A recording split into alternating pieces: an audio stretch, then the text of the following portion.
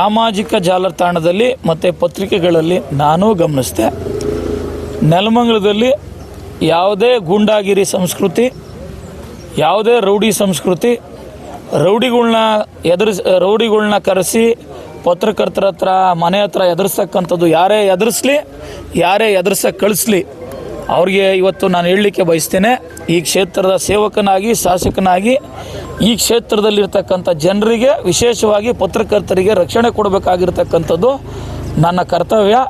ಅವರೆಷ್ಟೇ ದೊಡ್ಡವರಾಗಿರಲಿ, ಎಷ್ಟೇ ಪ್ರಭಾವಿಗಳಾಗಿರಲಿ, ಗೂಂಡಾ ಸಂಸ್ಕೃತಿನ, ರೌಡಿ ಸಂಸ್ಕೃತಿನ ಪತ್ರಕರ್ತರಿಗೆ ಎದುರಿಸ್ತಕ್ಕಂಥ ಕೆಲಸವನ್ನು ಮಾಡಿದ್ರೆ ಕಾನೂನು ಏನು ಕೆಲಸ ಮಾಡಬೇಕು, ಕಾನೂನು ಕೆಲಸ ಮಾಡ್ತದೆ. ನಾನು ಈ ಕ್ಷೇತ್ರದ ಒಬ್ಬ ಶಾಸಕನಾಗಿ, ಜನ ಆಯ್ಕೆ ಮಾಡಿರ್ತಕ್ಕಂಥ ಶಾಸಕನಾಗಿ ಇವನ್ನೆಲ್ಲ ನಾನು ಸಹಿಸೋದಿಲ್ಲ. ಪತ್ರಕರ್ತರ ಜೊತೆ ನೀವೆಲ್ಲ ಪತ್ರಕರ್ತರು ಯಾವುದೇ ಎದೆಗುಂದಬೇಕಾಗಿಲ್ಲ. ಇಂಥ ಗೂಂಡಾಗಳ್ನ, ಇಂಥ ಕಿಡಿಗೇಡಿಗಳ್ನ ಯಾರೇ ಇರಲಿ ಅವ್ರನ್ನೇ ಮಟ್ಟ ಹಾಕ್ತಕ್ಕಂಥ ಕೆಲಸನ ಕಾನೂನು ಮಾಡ್ತದೆ. ಜನನೂ ಸಹ ಎಲ್ಲ ಗಮನಿಸ್ತಾವ್ರೆ. ನೆಲಮಂಗಲದಲ್ಲಿ ಪತ್ರಕರ್ತರು ಯಾವುದೋ ಒಂದು ವಿಚಾರಗಳನ್ನು, ವಾಸ್ತವತೆಯನ್ನು ಪ್ರಚಾರ ಮಾಡ್ತಕ್ಕಂಥ, ಸುದ್ದಿ ಮಾಡ್ತಕ್ಕಂಥ ಸಂದರ್ಭದಲ್ಲಿ ಗೂಂಡಾ ಸಂಸ್ಕೃತಿನ ಈ ಕ್ಷೇತ್ರದಲ್ಲಿ ಪರಿಚಯ ಮಾಡಿಸೋಕ್ಕೆ ಹೊರಟಿರ್ತಕ್ಕಂಥವ್ರ ಬಗ್ಗೆ ಈ ಕ್ಷೇತ್ರದ ಜನ ಇದನ್ನು ಸೂಕ್ಷ್ಮವಾಗಿ ಗಮನಿಸಬೇಕು. ಇವರು ಯಾವ ಸಂಸ್ಕೃತಿನ ನೆಲಮಂಗಲ ವಿಧಾನಸಭಾ ಕ್ಷೇತ್ರಕ್ಕೆ ಪರಿಚಯ ಮಾಡಲಿಕ್ಕೆ ಹೊರಟವ್ರೆ, ಇವರು ಏನು ಪತ್ರಕರ್ತರನ್ನ ಎದುರಿಸೋಕ್ಕೆ ಹೊರಟಿರ್ತಕ್ಕಂಥವ್ರು ಜನತೆನ ಇನ್ನು ಯಾವ ದೃಷ್ಟಿಯಲ್ಲಿ ನೋಡ್ತಾರೆ ಅಂತಕ್ಕಂಥದ್ದನ್ನು ಈ ಕ್ಷೇತ್ರದ ಜನತೆ ಯೋಚನೆ ಮಾಡಬೇಕಾಗ್ತದೆ. ಕಾನೂನಲ್ಲಿ ಏನು ಉತ್ತರ ಕೊಡಬೇಕೋ ಕಾನೂನು ಐತೆ. ಕಾನೂನು ಏನು ನೊಂದವರು ಕಾನೂನನ್ನ ಮೊರೆ ಹೋಗಿದ್ದಾರೆ, ಕಾನೂನು ಅದಕ್ಕೆ ಪಾಠ ಕಲಿಸ್ತದೆ. ಆದರೆ ಕ್ಷೇತ್ರದ ಜನತೆಗೆ ನಾನು ಒಂದು ವಿಚಾರವನ್ನು ಹೇಳಬೇಕಾಗ್ತದೆ.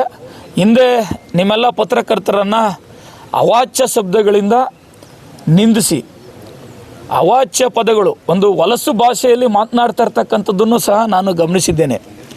ಇದಕ್ಕೆ ಯಾರು ಹೊಲಸು ಭಾಷೆಯಲ್ಲಿ, ಸಂಸ್ಕೃತಿಯಲ್ಲಿ ಮಾತಾಡಿದ್ರು, ಅವ್ರ ಸಂಸ್ಕೃತಿ ಏನು, ಅವ್ರ ಸಂಸ್ಕಾರ ಏನು ಅಂತಕ್ಕಂಥದ್ದನ್ನು ಈ ಕ್ಷೇತ್ರದ ಜನ ಗಮನಿಸಬೇಕು.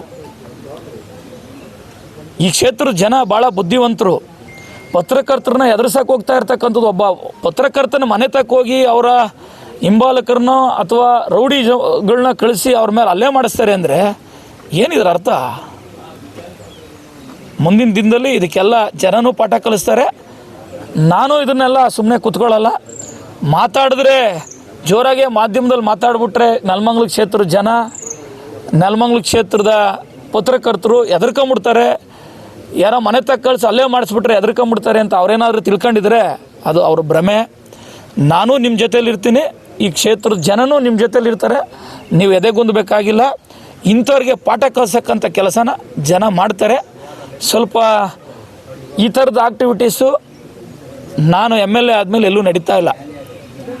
ಈ ಥರದ ಆ್ಯಕ್ಟಿವಿಟೀಸ್ ನಾವು ಮಾಡ್ತಾ ಇರ್ತಕ್ಕಂಥವ್ರು ಯಾರು, ಅವ್ರ ಹಿನ್ನೆಲೆ ಏನು, ಅವ್ರ ಹಿನ್ನೆಲೆ ಏನು ಅಂತಕ್ಕಂಥದ್ದನ್ನು ಜನ ಗಮನಿಸಬೇಕು, ನೀವು ಹೇಳಬೇಕು.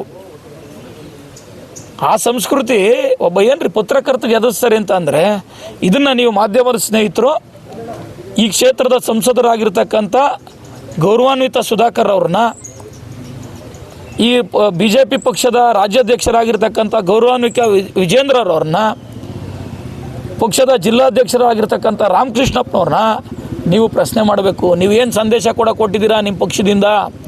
ಇದು ನೆಲಮಂಗಲ ಜನತೆಗೆ ಏನು ಸಂದೇಶ, ಪತ್ರಕರ್ತರಿಗೆ ಏನು ಸಂದೇಶ, ಮತದಾರರಿಗೆ ಏನು ಸಂದೇಶ ಅಂತಕ್ಕಂಥದ್ದನ್ನು ನೀವು ಕೇಳಬೇಕು. ರೌಡಿ ಸಂಸ್ಕೃತಿಗೆ ನನ್ನ ಹತ್ರ ಅವಕಾಶ ಇಲ್ಲ. ಈ ಕ್ಷೇತ್ರ ಜನನೂ ಅದಕ್ಕೆ ಅವಕಾಶ ಕೊಡೋದಿಲ್ಲ. ಮುಂದೆ ಪಾಠ ಕಲಿಸ್ತಾರೆ. ಇದಕ್ಕೆ ಉತ್ತರನ ನನಗೆ ಹೇಳಿದ್ದೀನಲ್ಲ, ಅವ್ರ ಹತ್ರ ಕೇಳಬೇಕು. ಪತ್ರಕರ್ತರೇ ಇವ್ರು ಬಿಡದೇ ಇರೋರು ಯಾರು ಜನ ಬಿಡ್ತಾರೇನ್ರಿ? ಇವ್ರ ಕೈಗೆ ಅಧಿಕಾರ ಸಿಕ್ಕಿದ್ರೆ, ಇವ್ರ ಕೈಗೆ ಏನೋ ಮಾಡಿದ್ರೆ ಜನ ಬಿಡ್ತಾರೆ? ಇವರು ಇದೇ ಕೆಲಸನ ನಮ್ಮ ಪಕ್ಷದವ್ರು ಯಾರಾದರೂ ಮಾಡಿದರೆ ಸುಮ್ಮನೆ ಇರೋರೇನ್ರಿ? ನಾನು ಶಾಸಕನಾದ್ಮೇಲೆ ಯಾರಾದರೂ ನಮ್ಮ ಪಕ್ಷದವ್ರ ಮೇಲೆ ಒಂದೇ ಒಂದು ಈ ಥರದ ಆರೋಪ ಬತ್ತೇನ್ರಿ? ಹಿಂದೆ ಎಲ್ಲ ಏನೇನು ಅವಾಂತರ ಆಗಿತ್ತು ಇಡೀ ರಾಜ್ಯ ನೋಡ್ತಲ್ರಿ. ನೆಲಮಂಗಲದ ಮಾನ ಮರ್ಯಾದಿನ ಹರಾಜು ಹಾಕಿದ್ನ? ಅದಕ್ಕೆಲ್ಲ ಜನ ಉತ್ತರ ಕೊಡ್ತಾರೆ. ನೀವ್ಯಾರು ಪತ್ರಕರ್ತರು ಎದೆಗುಂದಬೇಕಾಗಿಲ್ಲ. ನಾನಿದ್ದೀನಿ. ರಾತ್ರಿ 1 ಗಂಟೆ ರಾತ್ರಿಲಿ ಪತ್ರಕರ್ತರಿಗಾಗಲಿ, ನನ್ನ ಕ್ಷೇತ್ರದ ಜನತೆಗಾಗಲಿ ಯಾರು ಧಮಕಿ ಹಾಕ್ತಾನೆ, ಎದುರಿಸ್ತಾನೆ, ಬೆದರಿಸ್ತಾನೆ ಅನ್ನೋ ಥರ ಅಂದರೆ ಅದೆಲ್ಲ ನೆಲಮಂಗಲದಲ್ಲಿ ನಡೆಯೋದಿಲ್ಲ. ನೆಲಮಂಗಲ ಕ್ಷೇತ್ರದಲ್ಲಿ ಅದಕ್ಕೆ ಅವಕಾಶ ಇಲ್ಲ. ನಾನಿದ್ದೀನಿ. ನಮ್ಮ ಪಕ್ಷ ನಿಮ್ಮ ಜೊತೆಲದೆ, ಈ ಕ್ಷೇತ್ರದ ಜನ ನಿಮ್ಮ ಜೊತೆಲವ್ರೆ. ನೀವು ಯಾವುದೇ ಕಾರಣಕ್ಕೂ ಎದೆಗುಂದಬಾರ್ದು. ಬಟ್ ಇವರು ಏನು ರೌಡಿ ಸಂಸ್ಕೃತಿನ, ಗೂಂಡಾಗಿರಿ ಸಂಸ್ಕೃತಿನ ನೆಲಮಂಗಲಕ್ಕೆ ಮತ್ತೆ ಅದನ್ನು ಇದನ್ನು ಮಾಡಲಿಕ್ಕೆ ಹೊಟ್ಟವರಲ್ಲ, ತೋರಿಸ್ಲಿಕ್ಕೆ, ಅದನ್ನು ನೀವು ಪ್ರತಿ ಮನೆಗೆ ಮುಟ್ಟಿಸ್ತಕ್ಕಂಥ ಕೆಲಸ ಮಾಡಬೇಕು.